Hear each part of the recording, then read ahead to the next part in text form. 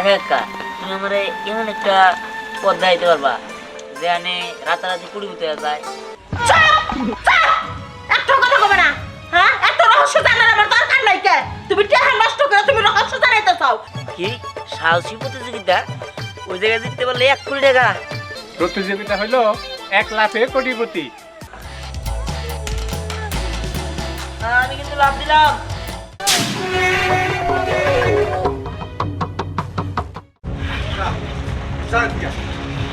বাইরে যা, তোর পিছনে আমরা 1 টাকা খরচ করতে পারবো না, কম করি নাই। তোর জন্য জমি পয়সা চাকরি করলে দিলাম, হে চাকরি হইলো না। ঋণ করলাম, তাও টাকা দিলাম, হে টাকা তোর চাকরি হইলো না। আর কত দিব? শেষ আছে বাড়ি যা, বাড়ি বেঁচে দিলে থাকার কোনো জায়গায় থাকবো না, আমি আর দিতে পারবো না। বাইরে যা। আরে বাবা, আমি কি করবো? আমি তো চাকরির ইন্টারভিউ ঠিকঠাক ভাবে দিই, চাকরি হয়ও, কিন্তু আরেকজন আইসা ওই চাকরিটা টাকা ডাবল দিয়ে নিয়ে যায়। এখানে আমার কি করার আছে? তুমি শেষবার মতো আমার 50,000 টাকা দাও, আমি দেখতেছি। না, 50,000 তো দূরের কথা, তোরা আমি 50টা টাকাও দিতে পারবো না। তোর জন্য কি বাইরে বেশি আমি রাস্তার ফকির হবো? না, তা হইতে পারবো না। তুই যা, বাইরে যা, কাম না দেখা গা, না এলে গাড়ি দেখাই খাগা। আব্বা, আমি যাইতাছি। আমি একদিন কোটিপতি হয়ে এই বাড়িতে ফিরবো। যা যা, কোটিপতি হয়ে দেখা। কোটিপতি হওয়া এত সহজ না। আমি দোয়া করি তুই যাতে কোনো রকম কামে করে খাইতে পারো, নিজেরে নিজে চালাইতে পারো। যা কইছি যা। যাইতাছি। ঠিক আছে, যা, যাইয়া দেখ দুনিয়াটা এত সহজ না। বৃষ্টির নামার সময় বেরো না গো, জায়গায় তো পিছলে আবার হাঁটে। বাচ্চা মন খারাপ কে? আর কোনো একটা বাড়ি থেকে আবার বের করে দিছে। কষ্ট বাঁচতে তোরে বাড়ি থেকে বাইক রেখে দিছে, তোর অপরাধ কি? কাকা, আমি যে আব্বার কাছ থেকে টাকা নিয়ে চাকরি ইন্টারভিউ দিই না, ওই মনে করে ইন্টারভিউ দিলে চাকরি হয়, কিন্তু যে টাকাটা দিই চাকরি হওয়ার লিগে এই টাকা ডাবল করে আবার আরেকজনের নিয়ে যায়। কেন আমি কি করবো? তারপরে শেষমেশ আব্বার কাছে 50,000 টাকা যাইছি যে দেও, আমি একটা চাকরির ব্যবস্থা করবো জানি, কিন্তু আব্বা আমার গাড়ি ধরে বাড়িতে বের করে দিচ্ছে। তাই আমি ভাবছি যে কোটিপতি না হওয়া পর্যন্ত, বড় লোক না হওয়া পর্যন্ত আমি ওই বাড়িতে যাবো না। আচ্ছা কাকা, তুমি আমার এমন একটা পথ দেখাইতে পারবা যে আমি রাতারাতি কোটিপতি হয়ে যায় বা তাড়াতাড়ি চাকরি পাওয়া যাবো? বাঁচতে তোর কথা সবই ঠিক আছে। ছোটবেলা যখন সিনেমা দেখতাম না 90 দশকে, তখন ওই যে জসিম না রাগ করে বাড়ি থেকে বাইরে হয়ে গেত। বাইরে আর রাস্তাতে যাওয়ার সময় হঠাৎ করে দেখতো কি পত্রিকার ভিতর লেখা আছে রেসলিং খেলা খেললেই কোটিপতি। ও গেত, যায় খেলাইতো, ও পারতো, মনে করে রাতারাতি ধনী হয়ে গেত। কিন্তু এটাও তো সম্ভব না, আর ওটা তো সিনেমায় হয়, ওটা বাস্তবে হয় না। তুমি যে চিন্তা করতেছ বাবা, এটা আসলে এইভাবে সম্ভব হবো না। কোটিপতি সব আল্লাহর ইচ্ছে, কখন কারে ধনী বানাবো কখন কারে গরিব বানাবো এটা উপরালাই জানে। সব চিন্তা বাদ দিয়ে চেষ্টা করো, কোনো কিছু হয়তো হইতে পারে। কাকা, চেষ্টা তো করতেছি, চেষ্টা করলেও তো লাভ নাই। কে জেনে যায় চেষ্টা করবো, হেনেও টাকা লাগে। আচ্ছা কাকা, তুমি আমার 50,000 টাকা ধার দাও, আমি কামাবার পারলে তোমার দিয়ে দিব। এতক্ষণে মানলি গেদা, 50,000 টাকা থাকলে ব্যবসা করলাম নি। আমি দিন মজুর মানুষ, দিন আনি দিন খাই, টাকা মামু কই। তবে তারা একটা জিনিস করতে পারি, সেটা হলো দোয়া। মনের থেকে তোরা দোয়া করে গেলাম, আল্লাহ তোরা বড় করবে। যাই, বৃষ্টি নামছে, তোর ভিতরে গরুটা রয়েছে, নিয়ে বাড়তে বান্ধি গে। আচ্ছা,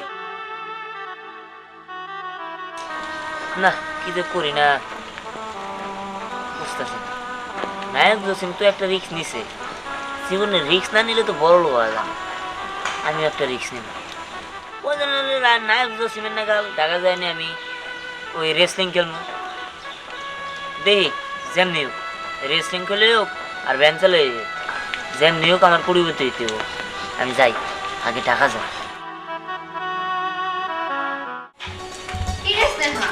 তোর দাদু ভাই না কিছুদিন আগে ঘোষণা দিল যে সাহসী প্রতিযোগিতা হবে, কই সেই বিষয়ে তো আর কিছু শুনলাম না। আমি এই বিষয়ে সঠিক কোনো কিছু জানি না, দাদু আসলে দাদুর কাছ থেকে শুনতে পারবো। ও আচ্ছা, ঠিক আছে, দাদু ভাইকেই তাহলে জিজ্ঞেস করবো। তবে আমার মনে হয় না এই প্রতিযোগিতা হবে। কেন কেন? মানুষ কত বড় বড় রিস্ক নেয়, আর সামান্য এটুকু রিস্ক নিতে পারবে না? না পারার কারণ আছে, এত রিস্ক এখনকার মানুষ নিতে চায়। কি ব্যাপার, কি বিষয়ে কথা হচ্ছে? আরে দাদু, তুমি একটা প্রতিযোগিতা দিতে চেয়েছিলে না সাহসিকতার, সেই বিষয় নিয়েই কথা বলছিলাম।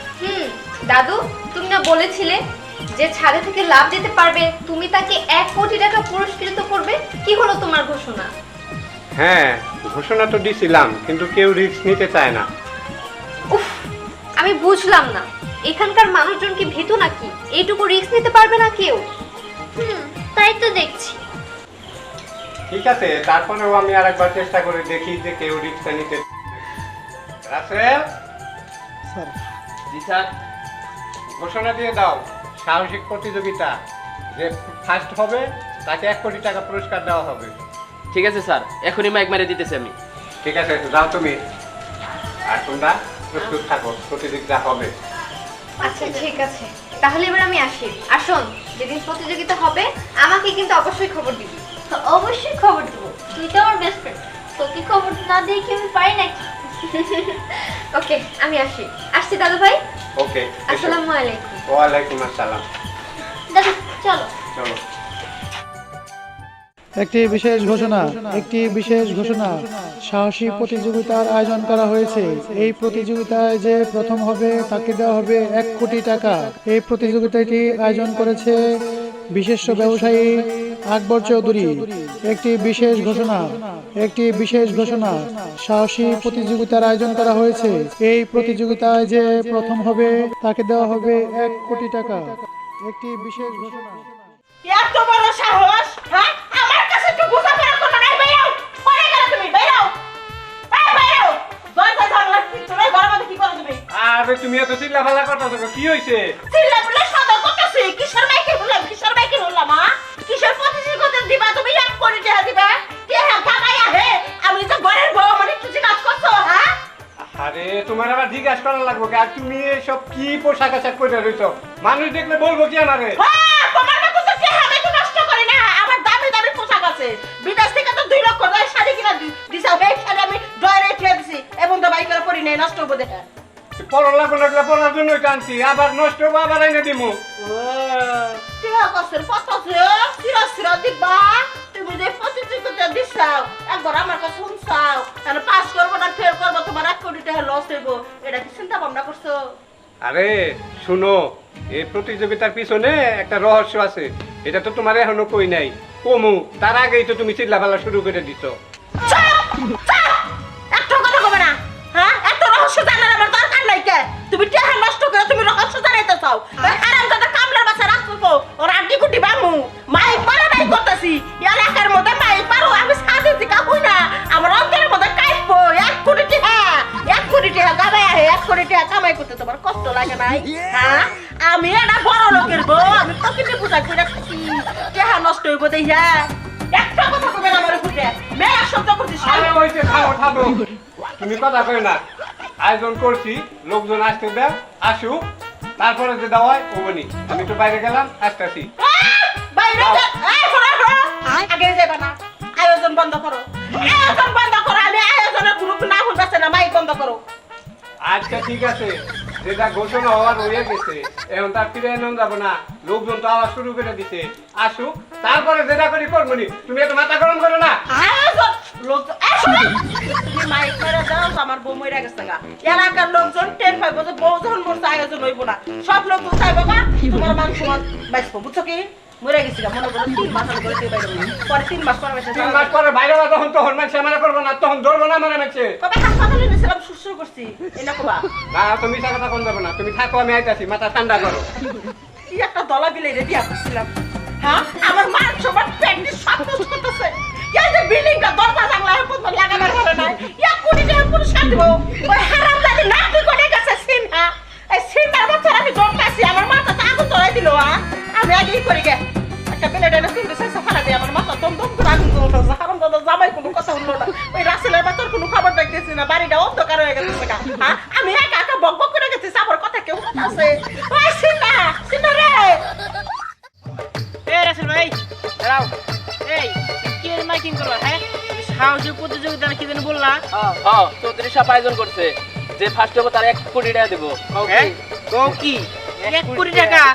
এই সাহসী প্রতিযোগিতা, কি প্রতিযোগিতা গো? সাহসী প্রতিযোগিতা, কিন্তু কি সাহসী প্রতিযোগিতা ওটা আমি কই হারম না, চৌধুরী সাহেব কই হারবো। কি সাহসী প্রতিযোগিতা? ওই জায়গায় জিততে পারলে 1 কোটি টাকা?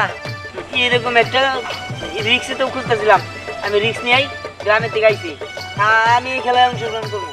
এই থামো, চৌধুরী সাহেব পাঙ্গই মহল্লায় যতগুলা খেলা আয়োজন করে সবগুলোর মধ্যে আমরা থাকি, আর এই প্রতিযোগিতার মধ্যে আমরা থাকুম না, এই প্রতিযোগিতায়ও আমরা থাকবো। আঙ্গমা তো সাহসী এই 3-4 মহল্লায় নাই। ওই হমান চল এখানে যাবো। ওই তোরা দেন না দি আরে কি কয় আজব, আমি জানো তো ভাই, আমার একটা কন্যা, কোন জায়গায় খেলাটা হবো? ও তুমি খেলা দেবা? হ্যাঁ ঠিক আছে চলো। আচ্ছা চল। আহা দাদি, তুমি এভাবে বলো না তো। দেখো না আরেকটু ওয়েট করে কি হয়, প্রতিযোগিতা তো হতে দাও। এখনো সময় আছে, বন্ধ করে দাও। 1 কোটি টাকা হিসাব আছে কি? আমার মাথা করে নষ্ট। এই ধুমা পারিস না, ধুমা ডেকে রাখছি কাপড় দিয়ে। আরে মাথা ঠান্ডা করো, ঠান্ডা করে বসো, চিল্লাপাল্লা করো না। আসসালামু আলাইকুম চৌধুরী সাহেব। কিসের প্রতিযোগিতা? দাঁতে দেন 1 কোটি টাকা বলে। হ্যাঁ আসতে বসো, লোকজন তো আরো আসবো, লোকজন আসতে হবো না। বমু কোনে চেয়ারম্যান তো কিছু নাই। আচ্ছা ঠিক আছে, সাইডে দাঁড়াও। আরে থাকো সাইডে দাও। ঠিক আছে খারালাম। তাড়াতাড়ি শুরু করেন, আমি হুশ নাই, কি লাগবো? লোকজন আসুক। লোক জানার কেরাবো কিছু নাই। স্যার তুমি এপ্লাইও খেলায় অংশগ্রহণ করবো। আসসালামু আলাইকুম। আচ্ছা আমরা অংশগ্রহণ করব। এই পোলা বানাইতেছে খেলা। ওই বেড়াই তো নাইতে না করছি। আপনারা থামেন স্যার, আপনি আমার বলেন কত বড় রিস্ক নিতে হবো? আমি 1 কোটি টাকার লিগা যে কোনো রিস্ক নিতে পারি স্যার। এই বেড়াই তুই থাম, তোর তো কোনো সাহসী নাই। সাহসী পোলা হলো আমরা। এই তোমরা সাইডে আসো। এই শট এদিকে যা। তোমরা কি সাহসী প্রতিযোগিতায় অংশগ্রহণ করতে চাও? হ্যাঁ হ্যাঁ হ্যাঁ আমরা রাজি। হ্যাঁ রাজি। হ্যাঁ স্যার, আমি রাজি, আমি যে কোনো রিস্ক নিতে পারবো স্যার। এই শুনো, প্রতিযোগিতা হলো 1 লাফে কোটিপতি। হ্যাঁ বলেন কি 1 লাখে কোটিপতি? হ্যাঁ কেমনে 1 লাখে কেমনে কোটিপতি হবো? হ্যাঁ, এই যে আমার বিল্ডিংটা দেখতেছো না, বাস্তালা। এই বিল্ডিংটিকে যে লাভ দিতে পারবো সেই 1 কোটি টাকা পাবো। আল্লাহ, কই কি বিলিং থেকে লাভ দিলে তো না মইরা যাবো। কত তো আমার কোন সেল খারাপ লাগবো। হারাম দাদা স্বামী কি করতেছ আমি কিছু বুঝতেছি না।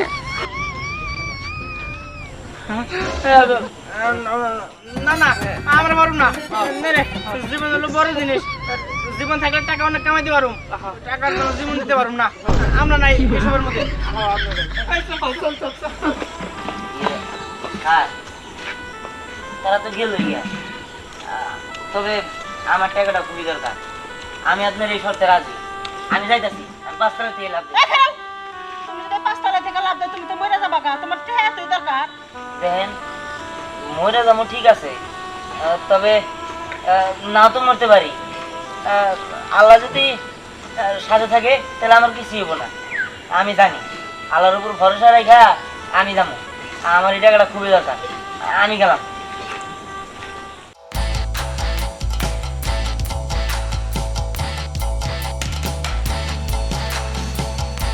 এই ওই ছেলে তো মরবো একবার। হ্যাঁ তখন তোমার আর আমার ফাঁসি হবো। আমি এর মধ্যে নাই। ছেলেটা তাড়াতাড়ি ফিরাও। আমি তোমার বাড়ি সালাম, আমি তোমার তালাক দিবে নেই। আরে থামো থামো, দুটো তো গেছেই গে, ও সাহস করে উঠছে ঠিকই, কিন্তু লাভ দিতে পারবো না। ভয়ে দেখুনি নাই না আবু। আসো ভাই, দেখি দেখি, আসো আসো ভাই, তোমরা দেখি। দাদি কি হবে চলো দেখি। আমি যাবো না। আমি বাপের বাড়ি যাই, আমি কেস খাম না। এই সারা জীবন করে রয়েছে, এখন আমি বুড়ি হই নেই। আমি কিন্তু লাভ দিলাম।